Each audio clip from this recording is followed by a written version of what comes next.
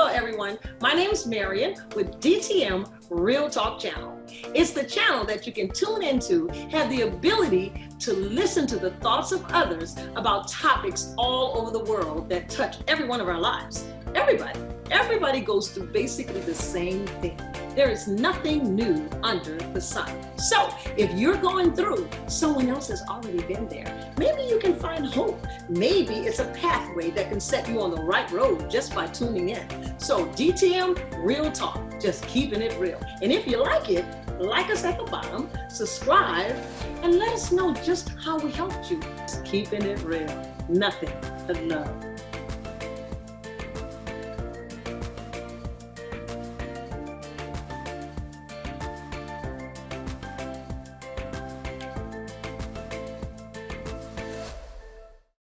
Good evening. This is DTM Real Talk, and we are back with Kevin. How are you? I'm well, thank you. How are you? Okay, I know you're ready to answer the good folks' questions because I'm ready to hear the good folks. Well, last week, Kevin talked about, since we were ending up Mental Illness Awareness Month in May, for those of you that did not know that, he actually talked a little bit about that, how that he was in that state, going through a divorce and going through separation and wanting to be with his kids, and God worked it out. And he ended up having 50-50 with his kids, weekend on, weekend off, and how he's developed powerful relationship with his children, being their father, their friend, and what else was it? Their brother and sister. Brother and sister in the Lord. Yeah. So yeah, that's real interesting. And we had a good time last week. So I asked him the question, what if his ex-wife said, I want to come back? How would he respond? So tell the good folks, how would you respond to that? Yeah, so I probably wouldn't respond. I would be shocked. So I would remain silent and shock initially. And then, yeah, I've kind of searched my heart and entertained that question for myself. And it's just not happening as far as I can tell. Okay.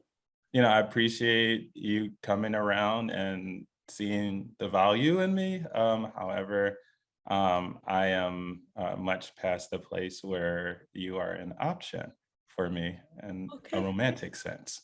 Yes. Okay. Yeah. Well, so yeah, and so, and no hard feelings, right? It's mainly because like in moving forward from that place, you learn to, or one learns to deal with triggers, and just deal with constructing a life apart from what was, because we were on a certain trajectory as an item, and that was broken, and now I've kind of constructed this entirely new existence based on being alone, and perhaps based on some other romantic interest, right? And so to kind of go back there, that's just a huge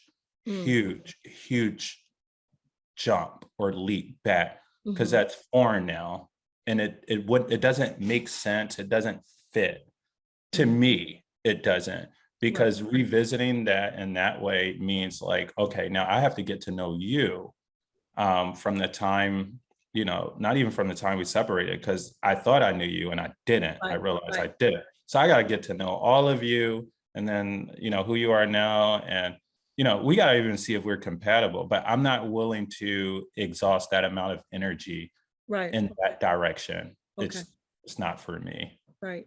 And it's not indicative of anything except that I don't feel like it, honestly.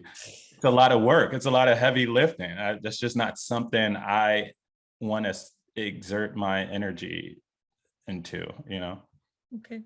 Yeah. Let me ask you this. Yeah. You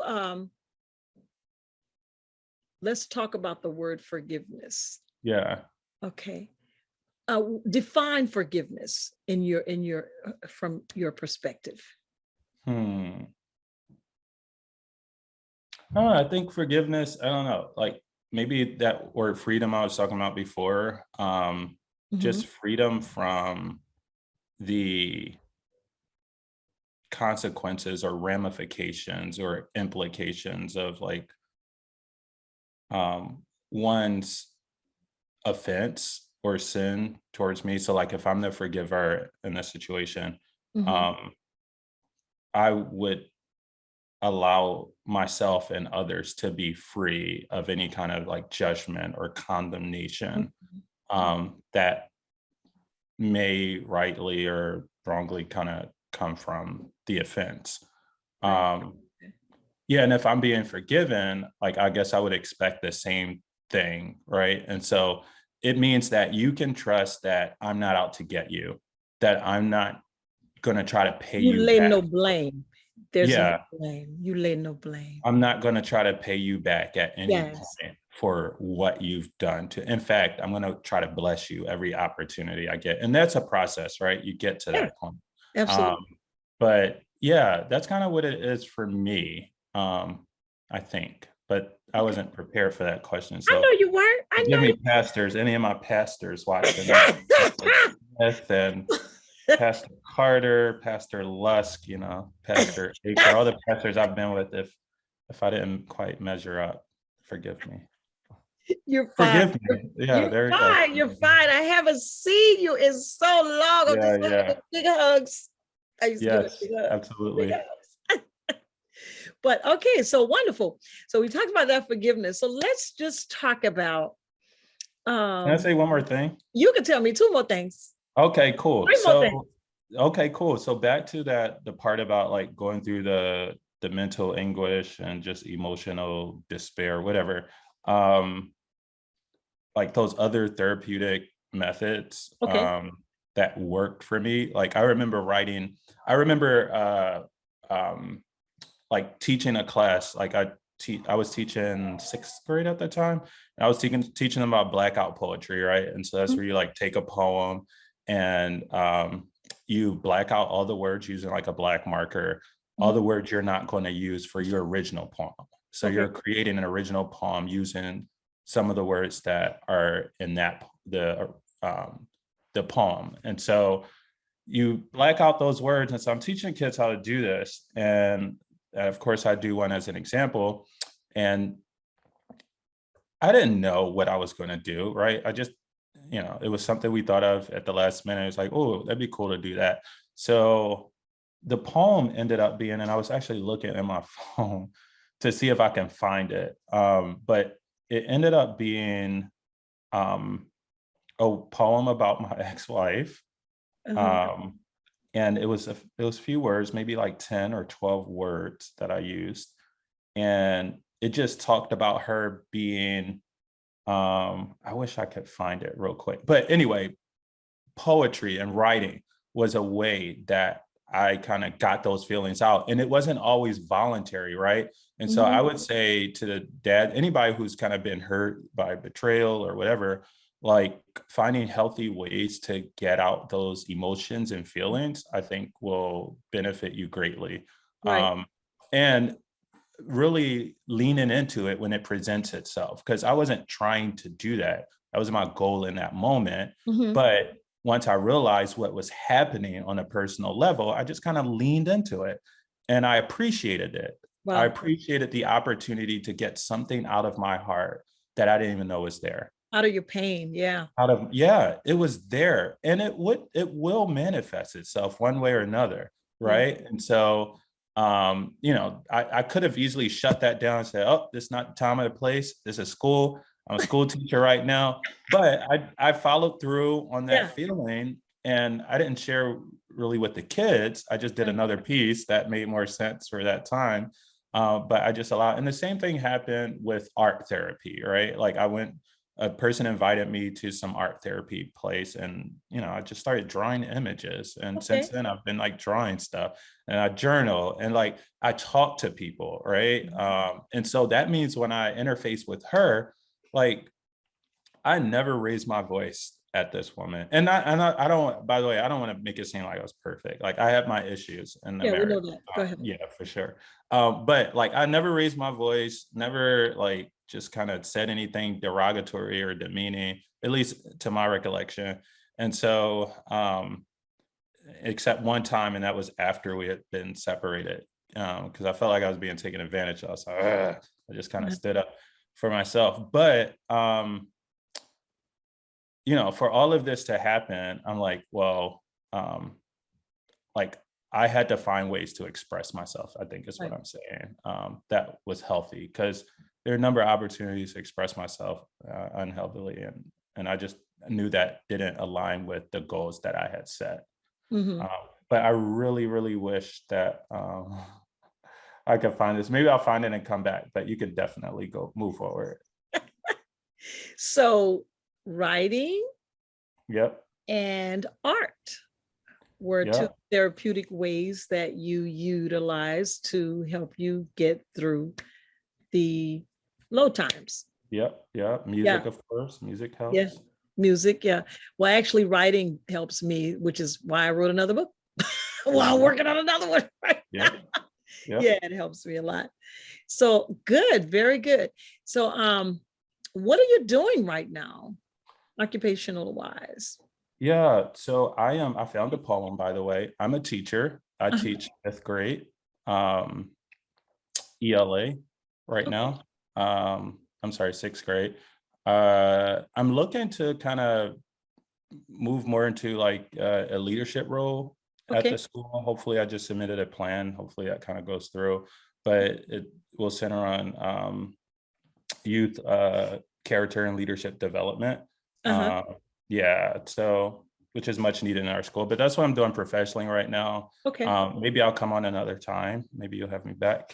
We'll see how the ratings and viewership goes for this one. But it'll be good. It'll be wonderful. But yeah, I'm working on a plan or I wrote a plan already for a community center here in West Philly, and wanting to use that as kind of like a model to replicate around the city eventually, but wanted to be state of the art and really bring like the big Texas thinking to Philly.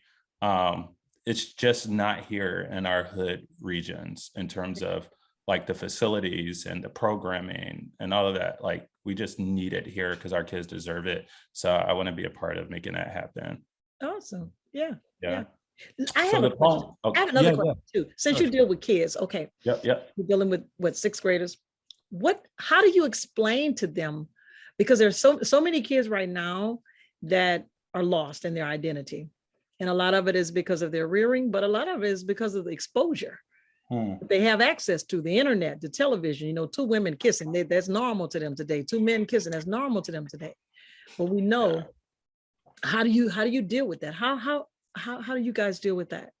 Personally, I don't know that many adults do it well, honestly, like, because I cringe a lot when I see adults dealing with kids, because I think in the school setting in particular, like several adults are, and this is an urban school setting, just kind of give the kids what the kids respond to, and the kids respond to what they see and hear at home.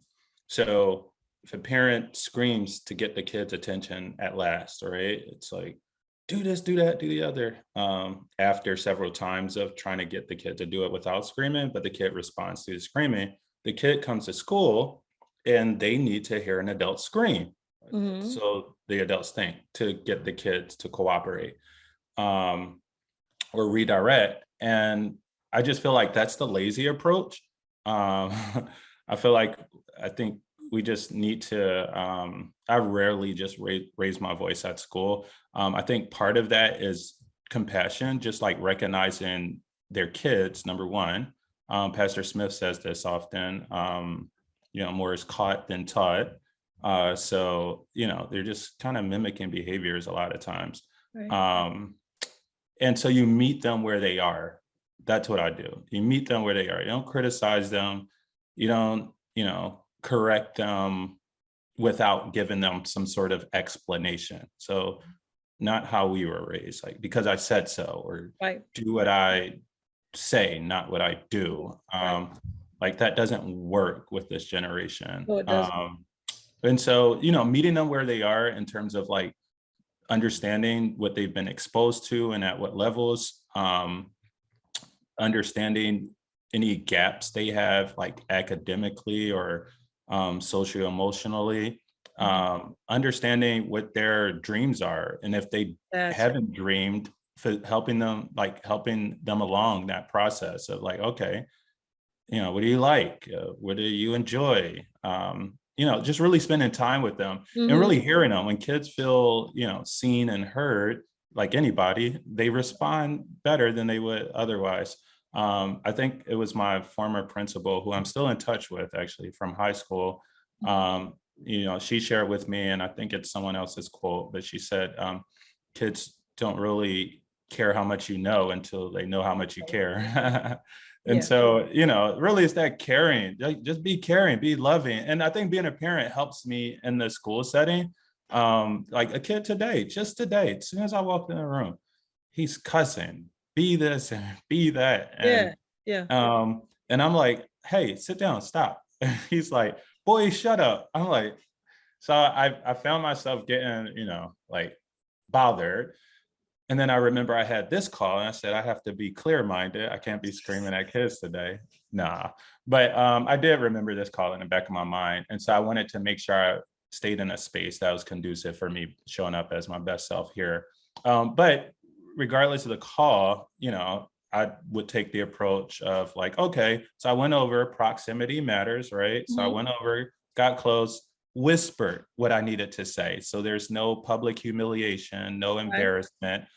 Listen, there's a certain energy that we need to get to and maintain in this class. And you're kind of going the opposite direction. What do we need to do to switch? So that turned into a conversation. And eventually he sat down and he participated productively in class. So that was a long answer to a short question, but no, that's fine. It was clear. It was clear. Because I was dealing with my grandbaby, and I didn't do the way I was taught. Yeah. I'm a movie buff, so I like watching movies, and there's all kind of filth on movies. So when it gets to it, I just kind of fast forward it. I'm like, the remote in my hand, and she was like, "Gigi, why you keep changing?" I was like, "Okay, this is why. Get your Bible."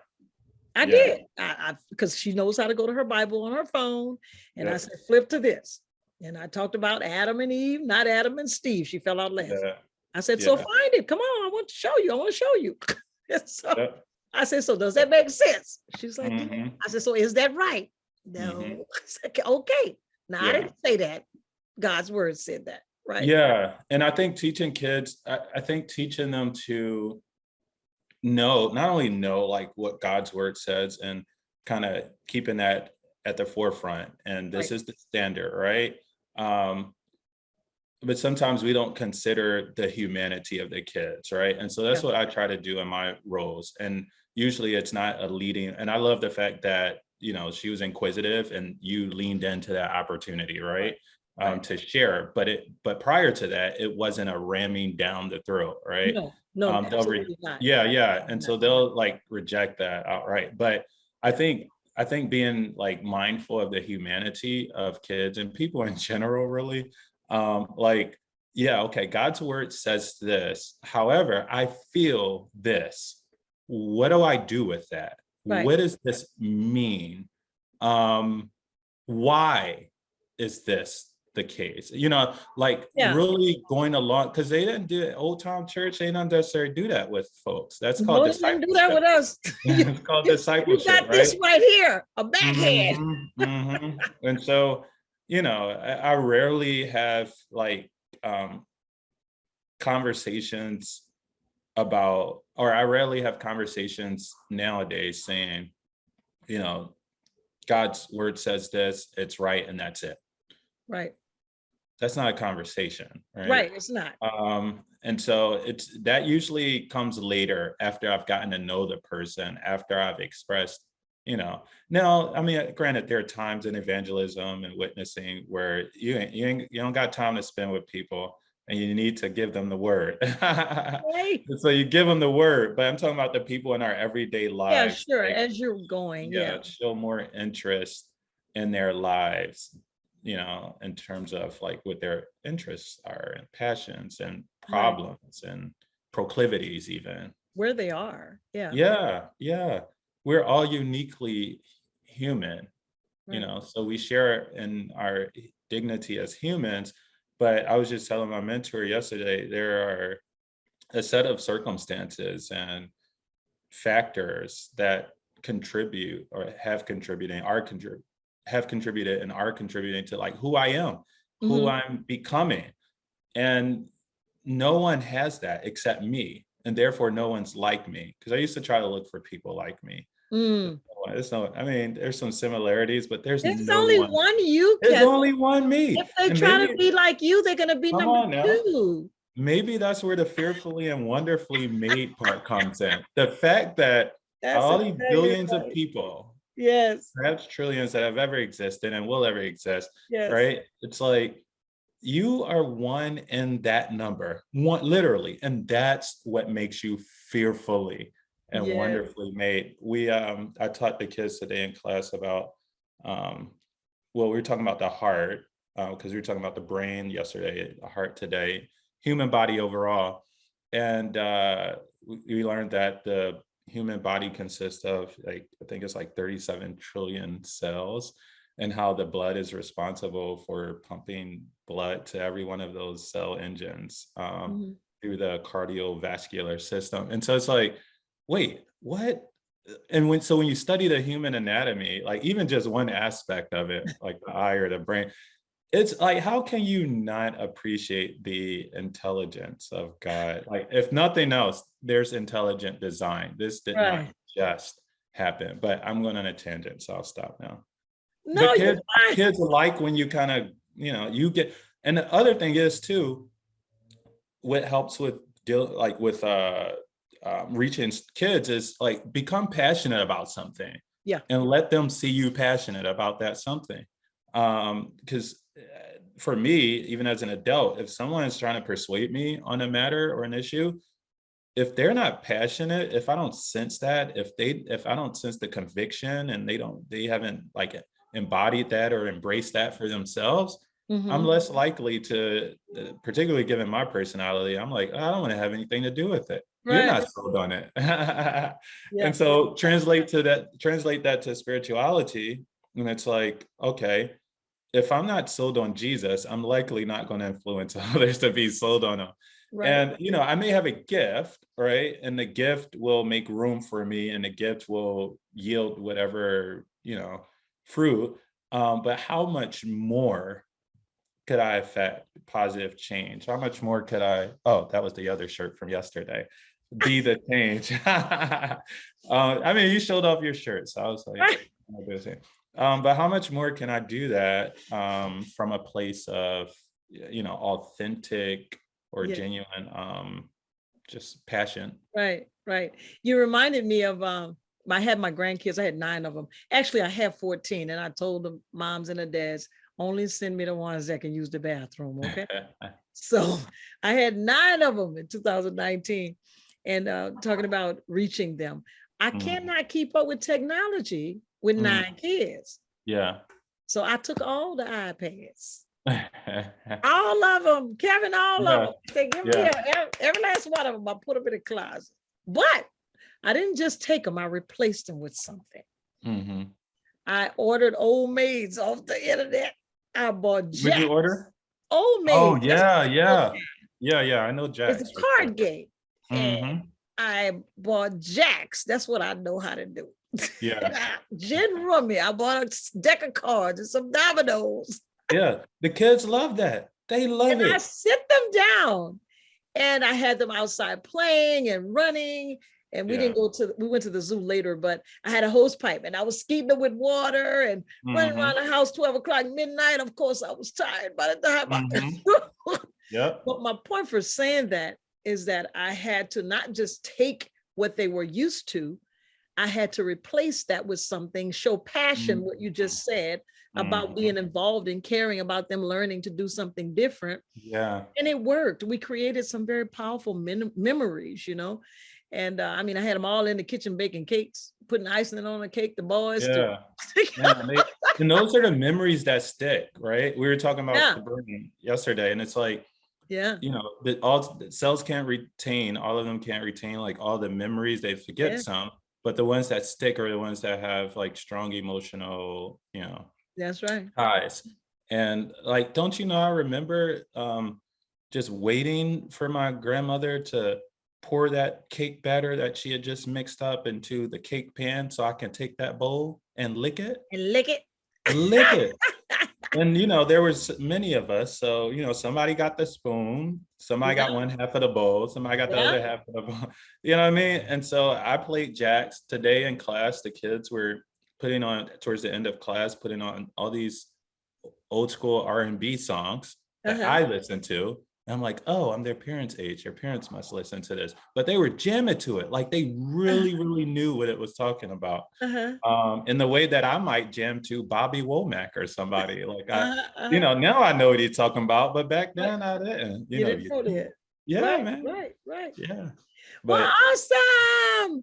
Well, I have enjoyed you. I haven't seen you in forever, like I said. Yeah. And so this week, today, we actually talked about a couple of ways that, you know, Kevin dealt with and suggests that you deal with for your low times. So we're excited about that. And next week, I have no idea what we're talking about. I don't even know who's coming on. But in the meantime, if you want to come back, you let me know what you want to talk about. Yeah. And this is DTM Real Talk, y'all. And we're just doing what? Keeping it real. We'll see you next week.